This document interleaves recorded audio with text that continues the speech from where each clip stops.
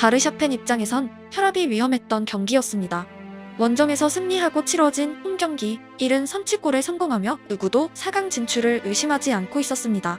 파리는 무려 3골이 필요했고 비교적 가능한 시나리오는 2골을 넣고 연장으로 가는 것이었습니다.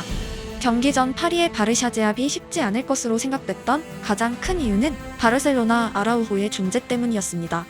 그는 나폴리 오시멘의 스피드를 완전하게 제어하며 현존하는 센터백을 통틀어 가장 빠른 공격수에 강한 수비수라는 것이 증명되었습니다.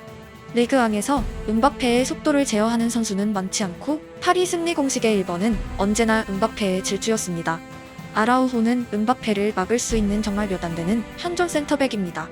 하지만 심판의 휘슬과 함께 꺼내든 카드의 색깔은 레드였습니다. 전반전에 아라우호가 퇴장당할 거라 예상한 사람은 아무도 없었고 경기는 완전히 새로운 국면으로 전개되었습니다. 덴벨레부터 음바페까지 릴레이골이 터지기 시작했고 경기는 4대1 파리 승리로 마무리되었습니다. 과정에는 샤비 감독의 퇴장과 바르샤 코치의 퇴장까지 발생하며 무려 3명이 필드 밖으로 쫓겨났습니다. 정말 오래 챔스를 지켜봤지만 한 팀에서 3명 퇴장은 처음 본 장면이었고 팬의 일부는 후반 90분 즈음에 이미 울고 있었습니다. 축구에서 퇴장보다 강한 반전 요소는 없고 하필 그게 챔스 8강에서 발생한 것은 바르샤의 챔스 역사에 남은 주요한 패배들에 함께 기록될 정도로 뼈아픈 탈락이었습니다. 파리 입장에선 기적적인 승리가 드라마틱한 더욱 중요한 이유가 있습니다. 그들이 가장 챔스 우승에 올인했던 시기는 자타공인 지난 시즌입니다. 이는 라모스의 영입 시점에 이미 예상되었던 기류입니다. 레알의 주장을 데려온다는 터무니없는 보도가 현실이 되었었고 라모스의 연봉과 나이를 고려하면 해당 영입은 절대 장기적인 운영 전략이 아니었습니다. 그들은 3년 후, 4년 후가 아니라 당장의 챔스 우승에 모든 걸 걸고 있었고 스쿼드에는 메시, 네이마르, 라모스라는 3명의 챔스 우승 경험자, 그것도 레알과 바르샤의 핵심 선수들이 총집합되었습니다. 현실적으로 2024년에도 음바페를 포함한 거대한 군단이 유지될 것으로 생각한 사람은 아무도 없었고 일부는 2023을 끝으로 팀을 떠나는 것이 기정사실이었습니다. 결과적으로 그들은 2023년 챔스 우승에 실패했습니다. 4강에도 진출하지 못했습니다. 스타들의 예정된 이별이 이어졌고 놀랍게도 음바페 한 명을 뺀 전원 이탈이었습니다. 챔스 우승 DNA를 가진 3명이 전부 이적하고 올 시즌을 앞둔 파리의 영입 정책은 이전 시즌과 전혀 다른 방향으로 흘렀습니다. 이강인, 우가르테, 하무스 콜로무아니, 덴벨레 등 젊은 선수들에게 분산 투자가 이어졌고 메시나 라모스급 영입은 없었습니다. 올해가 아니라 장기적인 운영으로 전략이 수정된 것입니다. 축구가 재밌는 이유는 계획대로 되지 않는다는 것입니다.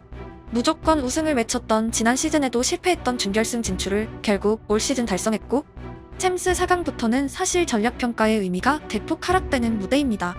내 팀은 누구나 우승할 수 있고 32강부터 살아남은 경험을 이미 탑재했으며 오늘 경기로 알 수 있듯 퇴장 같은 변수로 모든 것이 뒤바뀌는 러시안 룰렛이 시작되었습니다. 보통 토너먼트에서 기적적인 승리를 거둔 클럽은 선수단의 강력한 위닝 멘털리티가 부여되고 어떤 상황에도 지는 경우를 가정하지 않는 강한 동기부여로 이어져 왔습니다. 특히 아약스 같은 팀들이 기세를 타면 거대 클럽들을 격파하고 챔스 꼭대기로 향하곤 했습니다. 하지만 파리 입장에선 공교로운 대진이 잡혀버렸습니다. 도르트문트도 기적의 승리에 가까운 드라마를 찍고 4강에 합류했기 때문입니다. 1차전에서 1대2로 패했던 도르트문트는 홈에서 아틀레티코를 4대2로 이겨버렸습니다. 합산 스코어 5대4로 4강 진출입니다. 아틀레티코는 105의 튼튼한 벽을 구축하고 바로 앞에는 코케, 데폴, 요렌테가 자리했습니다. 포메이션만 봐도 도르트문트의 승리 가능성이 높아 보이지 않았습니다. 현대 축구에서 잠근 팀을 공략하는 것은 맨시티 수준의 팀에게도 거대한 도전이고 도르트문트는 아틀레티코 같은 클럽이 파이브백의 3명의 선수가 볼란치에 가깝게 움직이는 경기를 분데스리가에서 경험한 기억이 많지 않습니다. 하지만 결과는 4득점이었고 무려 11개의 유효 슈팅을 기록하는 폭풍 공격을 펼쳤습니다. 11년 만에 4강 진출입니다. 파리와 도르트문트는 모두 승리하는 법을 완전하게 교육받은 상태로 4강에서 만나게 되었고 오랜 2년의 마지막 장이 성사되었습니다. 그들은 유독 챔스에서 자주 만나고 있고 가장 폭발적인 시기는 음바페와 홀란드가 부딪히던 시기였습니다. 메날두를 이은 다음 세대왕의 자리를 두고 다투던 두 영권의 대결은 가부좌 세레머니와 함께 더욱 달궈졌고 양팀 팬들의 원한은 매년 쌓여가고 있었습니다. 챔스 결승에서 뮌헨에 패배하기도 했던 파리는 독일 팀들과 유독 뜨거운 경기를 펼치고 있고 올해만큼은 독일 팀을 이기고 결승에서 끝판대장을 만나길 희망하고 있습니다. 파리와 바르샤의 경기에서 승부만큼 인상적인 포인트도 있었습니다. 음바페가 후반 61분 득점에 성공하고 파리가 총합 점수에서 앞서 나가기 시작한 순간 벤치에선 공격 자원들이 몸을 풀기 시작했습니다. 이기고 있는 팀의 남은 30분은 감독의 성향에 따라 색깔이 완전히 달라지곤 합니다. 지키느냐, 더 공략해서 KO 시키느냐입니다. 정답이 없는 주제이고 한국이 아시안컵에서 말레이시아에 막판 실점하자 선수 출신 해설자는 이기고 있을 때는 도전적인 공격을 멈춰야 한다는 의견을 강하게 피력하기도 했었습니다. 하지만 멜리케의 선택은 정반대였습니다. 이강인, 아센시오, 우가르테, 무아니가 줄줄이 교체되어 들어가기 시작했고 나이는 여전히 바르샤 쪽으로 향해 있었습니다. 한 명이 부족한 바르샤 입장에선 반대로 역습 한 방에 파리의 뒷공간을 공략할 기회가 제공된 것입니다. 짜릿한 순간이었습니다. 60년 가까이를 대부분의 팀들에게 압도적으로 점유하고 지배했던 바르셀로나가 30분 내내 방어하다 필사적인 역습을 감행하는 낯선 시간이 도래했기 때문입니다. 바르샤 레반도베 단독 찬스에 의한 슈팅까지 이어졌지만 여전히 파리의 쓰리톱은 상대 파이널 서드를 서성이며 공격을 멈추지 않았습니다. 한 방만 얻어맞으면 연장으로 향하는 아슬아슬한 경기에서 파리는 마지막까지 방패를 들지 않고 피 흘리는 상대와 창으로만 싸우고 있었습니다.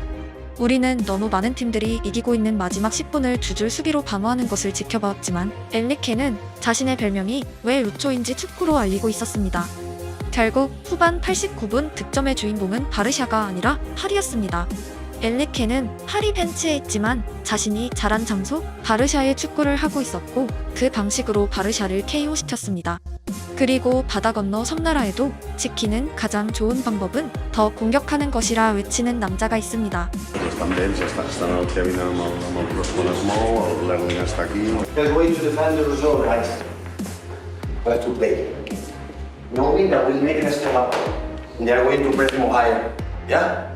바르셀로나는 패배했지만 바르셀로나가 남긴 사람들의 축구만큼은 완전하게 각인된 하루입니다. 그들이 살아가는 방식은 오직 공격입니다. 그 축구에 미친, 아니 공격에 미친 사람들은 90분이 끝날 때까지 사람들의 시선을 필드로 향하게 만들고 있습니다. 만약 파리와 시티, 루초와 펩이 챔스 결승에서 만나게 된다면 우리는 역사적인 공격 대결을 시즌의 마무리에 목도할 것입니다. 인상적인 부분은 이게 끝이 아닙니다. 후반 89분 실점하면 많은 클럽의 스탠드는 경기장을 빠져나가는 사람들로 인산인해를 이루게 됩니다. 하지만 어제 바르샤 스탠드의 풍경은 양호했습니다. 대부분의 사람들이 자리를 지키고 있었고 추가 시간 이득점은 현실적으로 불가능한 미션이었지만 그들은 패배의 분노가 아니라 온전히 슬픔의 순간을 경기장에서 선수들과 함께 느끼고 있었습니다. 역사 내내 승리했던 팀의 품격 같았습니다. 패배가 익숙한 팀들과 달리 그들은 한 번의 패배 또한 축구의 일부로 통감하고 있었기 때문입니다. 가끔 한 경기 졌다고 클럽 전체를 매도하고 욕을 하고 전범을 찾고 다음 경기의 기대감을 대폭 떨어뜨리는 댓글들만 작성하는 사람들이 있습니다. 진짜 축구팬과 가짜의 차이는 패배의 순간 완전해집니다. 스탠드에서 눈물 흘리던 팬들은 내년 챔스에 언제 그랬냐는 듯 소리치고 있을 것이고 패배의 순간마다 내년을 기약하며 한 해를 마무리할 것입니다. 그들은 진짜 공격해야 할 대상이 우리 팀이 아니라 상대팀인 걸 알고 있기 때문입니다. 별들의 전쟁은 이제 클라이막스로 향하고 있고 5월 1일 파리와 도르트문트의 운명을 건 대결의 장소는 지그나리두나 파르크입니다.